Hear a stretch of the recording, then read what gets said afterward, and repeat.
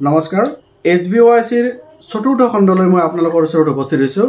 আজিৰ এই খণ্ডটিত আশা বাইদেউসকলে HBOICৰ ভিজিট কৰোঁতে কিদৰে গৃহ ভ্ৰমণৰ পৰিকল্পনা কৰিব লাগে বা আশা বাইদেউসকলে লগত লৈ যাবলগীয়া সামগ্ৰীসমূহ কি হ'ব পাৰে তাৰ বিষয়ে মই ক'ব বিচাৰিছোঁ। তো প্ৰথম সামগ্ৰী হিচাপে ল'ব লাগিব আশা বাইদেউসকলৰ ডায়েৰী এখন। আপোনালোকৰ সকলোৰে ওচৰত হয়তো আমাৰ স্বাস্থ্য বিভাগৰ তৰফৰ পৰা দিয়া একোখন ডায়েৰী আছে, আৰু যদি আপোনালোকৰ ডায়েৰীখন নাই তেতিয়াহ'লে কোনো কথা নাই, আপোনালোকৰ এটা ৰেজিষ্টাৰ বহি আপোনালোকে মেইনটেইন কৰক। আৰু এই বহিটোত বা যদি আছে আপোনালোকৰ যিখন ডায়েৰী, এই ডায়েৰীত সেই শিশুগৰাকীৰ বিষয়ে বা যাৰ ঘৰত আপুনি ভিজিট কৰিব যাব এই শিশুগৰাকীৰ বিষয়ে ডিটেইলছ কথাখিনি আপোনালোকে তাত লিখিব।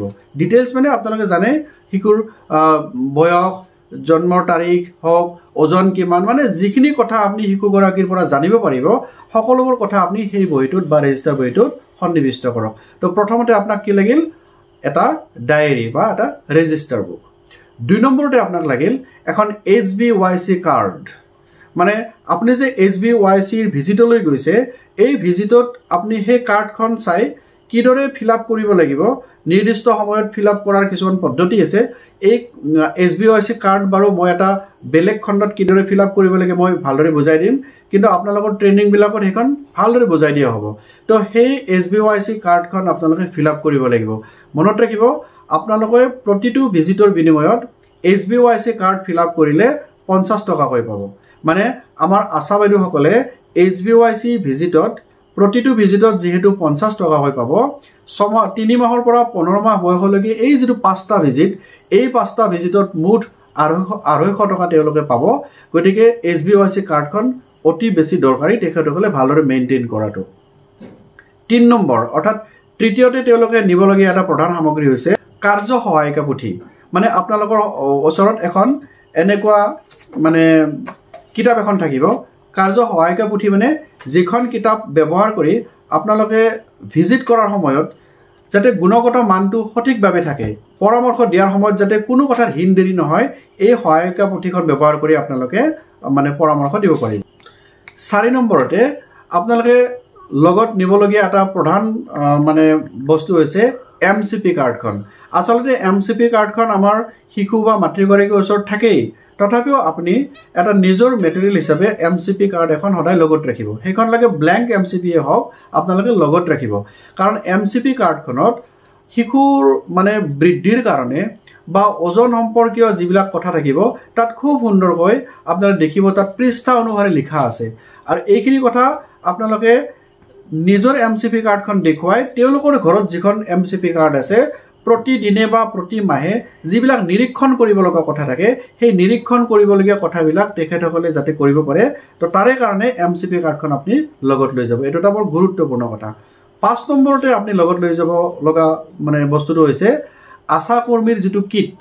এটা আশা কিট বুলি আছে, যেনে সেই কিটটোত আপোনালোকে HBNC ভিজিটৰ সময়ত আপোনালোকে লগত লৈ যায়। তাত কি থাকে?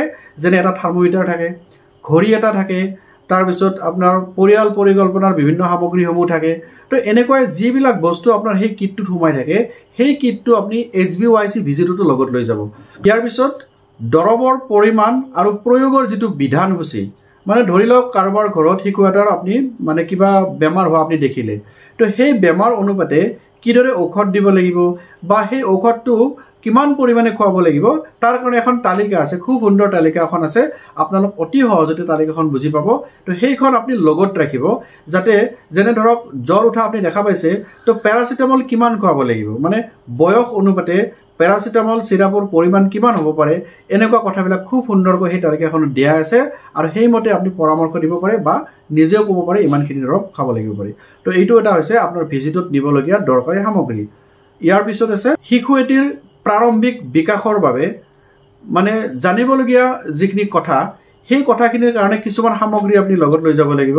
যেনে ধৰক শিশুৰ সৰু সৰু খেলনা সামগ্ৰী, প্লাষ্টিকৰ ৰিঙেই হওক, চৰাইৰ পুতলা হওক বা গাড়ীৰ পুতলা হওক, যাতে এইবিলাক খেলৰ জৰিয়তে শিশুটিৰ বিকাশ সঠিকভাৱে হৈ আছে নে নাই, ঠিকমতে ৰঙৰ প্ৰতি তেওঁলোকৰ ৰেছপন্স কেনেকুৱা হৈছে, মাত কথাৰ প্ৰতি সঁহাৰি কেনেকুৱা হৈছে, তো এইখিনি কথা ভালদৰে চিনি পোৱাৰ কাৰণে কিছুমান সামগ্ৰী আপুনি লগত লৈ যাব পাৰিব।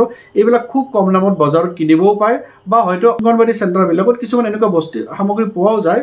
তো এনেকুৱা সামগ্ৰীৰ কিট এটা আপুনি লগত ৰাখিব যিটো কিটে আপোনাক ভিজিটবিলাকত সহায় কৰিব তো যেতিয়া আপোনালোক এই SBYCৰ মানে ভিজিটৰ পৰিকল্পনা কৰিব পৰিকল্পনাত যাতে এই সামগ্ৰীসমূহ থাকে আপোনালোকে এইটো নিশ্চিত কৰিব তেতিয়াহে আমি সকলোৱে ক'ব পাৰিম যে আপোনাৰ ভিজিট এটা গুণগত মানটো বৰ্তাই ৰাখিব পাৰিছে তো আজিলৈ মই এইখিনিয়ে ক'লোঁ ইয়াৰ পিছত পুনৰ এটা খণ্ডলৈ মই আপোনালোকৰ ওচৰত উপস্থিত হ'ম আশা কৰোঁ সেই খণ্ডবিলাকো আপুনি ভালদৰে মানে নিৰীক্ষণ কৰিব তো আজিলৈ ইমানতে এৰিছোঁ ধন্যবাদ